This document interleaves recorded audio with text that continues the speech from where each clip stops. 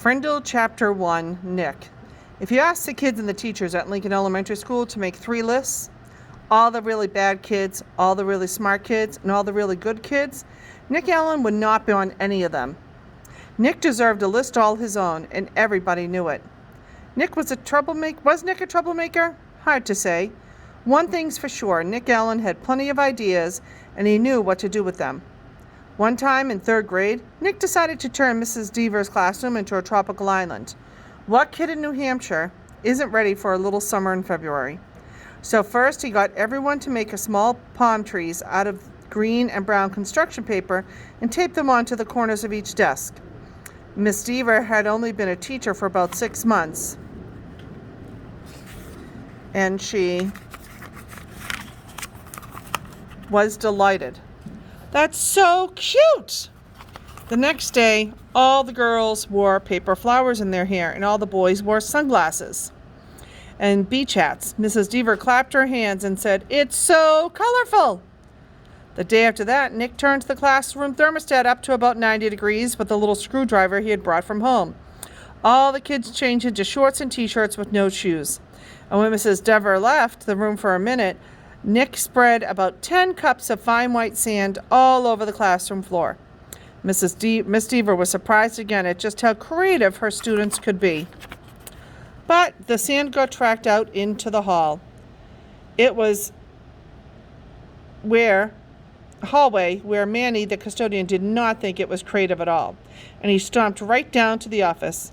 The principal followed the trail of sand, and when she arrived, Mrs. Deaver was teaching the hula to some kids near the front of the room. A tall, thin, shirtless boy with chestnut hair was spiking a Nerf volleyball over a net made from 6 t-shirts tied together. The third grade trip to the South Seas ended suddenly. But that didn't stop Nick from trying to liven things up. Lincoln Elementary needed a good jolt once in a while, and Nick was just the guy to do it. About a year later, Nick made the great blackbird discovery. One night he learned on a TV show that red-winged blackbirds give this high-pitched chirp when a hawk or some other danger comes near. Because of the way the sound travels, the hunter birds can't tell where the high-pitched chirp is coming from. The next day, during silent reading, Nick glanced at his teacher and he noticed that Mrs. Avery's nose was curved, kind of like the beak of a hawk. So Nick let out a high, squeaky blackbird beep.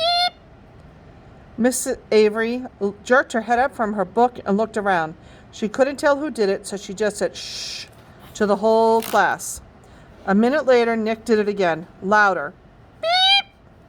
This time, there was a little giggling from the class, but Mrs. Avery pretended not to hear the sound. And about 15 seconds later, she slowly stood up and walked to the back of the classroom.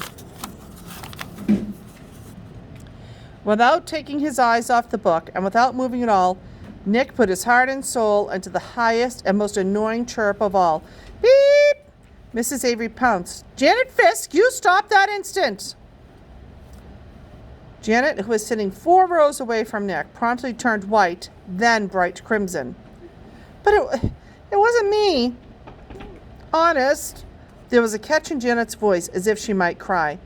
Mrs. Avery knew she had made a mistake, and she apologized to Janet. "But someone is asking for big trouble," said Mrs. Avery, looking more like a hawk every second. Nick kept reading, and he didn't make a peep. At lunchtime, Nick talked to Janet. He felt bad that Mrs. Avery had pounced on her. Janet lived in Nick's neighborhood, and sometimes they played together. She was good at baseball, and she was better at soccer than most of the kids in the whole school, boys or girls. Nick said, "Hey, Janet, I'm sorry you got yelled at during reading. It was my fault. I was the one who made that sound." "You did?" said Janet. "But how come Mrs. Avery thought it was me?" So Nick told her about the blackbirds, and Janet thought it was pretty interesting. Then she tried making a peep or two, and Janet's chirps were even higher and squeakier than Nick's. She promised to keep everything a secret. The rest of Nick's 4th grade year, at least once a week, Mrs. Avery heard a loud peep from somewhere in her classroom. Sometimes it was a high-pitched chirp, and sometimes it was a very high-pitched chirp. Mrs. Avery never figured out who was making that sound, and gradually she trained herself to ignore it, but she still looked like a hawk.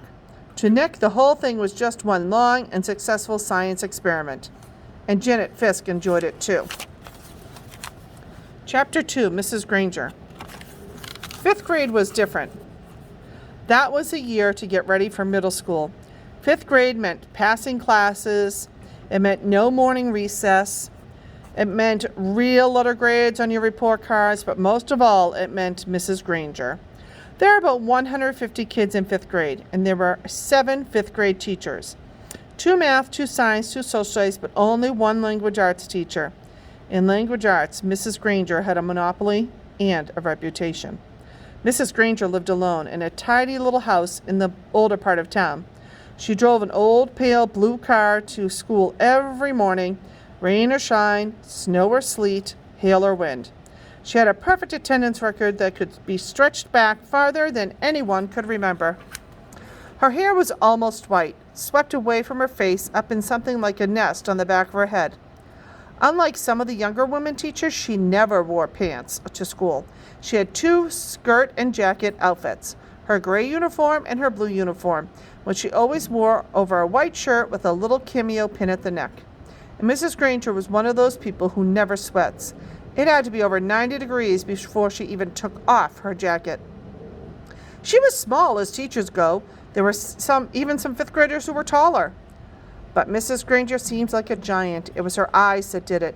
They were dark gray, and if she turned them on full power, they could make you feel like a speck of dust.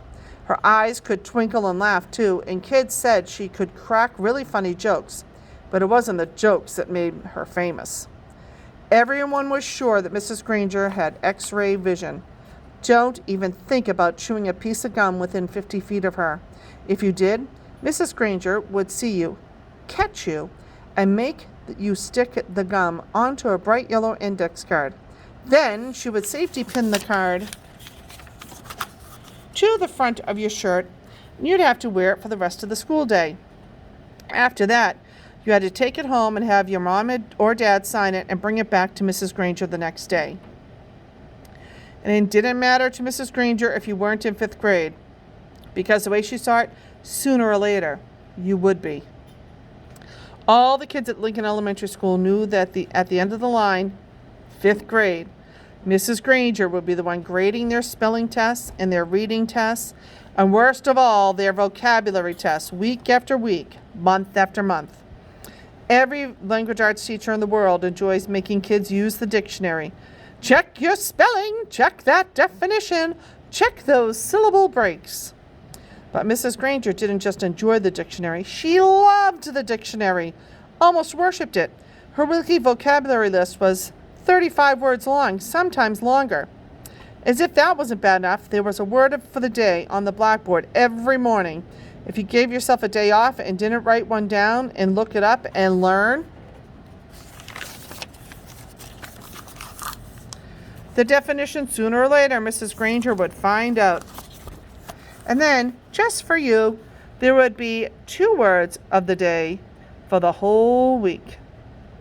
Mrs. Granger kept a full set of 30 dictionaries on a shelf in the back of her room, but her pride and joy was one of those huge dictionaries with every word in the universe in it. The kind of book it takes 2 kids to carry. It sat on its little table at the front of her classroom, sort of like the altar in the front of a church. Every graduate of Lincoln Elementary School for the past 35 years can remember standing at that table listening to Mrs. Granger's battle cry, "Look it up! That's why we have the dictionary!" Even before the school year started, when it was still the summer before 5th grade for Nick and his friends, Mrs. Granger was already busy. Every parent of every new 5th grader got a letter from her. Nick's mom read part of it out loud during dinner one night in August.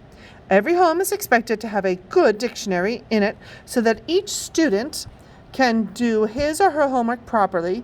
Good spelling and good grammar and good word skills are essential for every student.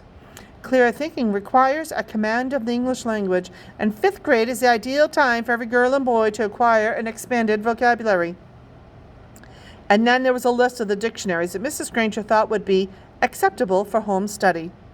Mrs. Allen said, "It's nice to have a teacher who takes her work this seriously." Nick groaned and tried to enjoy the rest of his hamburger, but even watermelon for dessert didn't cheer him up much. Nick had no particular use for the dictionary. He liked words a lot, and he was good at using them, but he figured that he got all the words he needed just by reading, and he read all the time. When Nick ran into a word he didn't know, he asked his brother or his dad or whoever was handy what it meant, and if they knew, they'd tell him. But not Mrs. Granger. He had heard all about her. He had seen fifth graders in the library, noses stuck in their dictionaries, frantically trying to finish their vocabulary sheets before English class. It was still a week before school, and Nick already felt like fifth grade was going to be a very long year.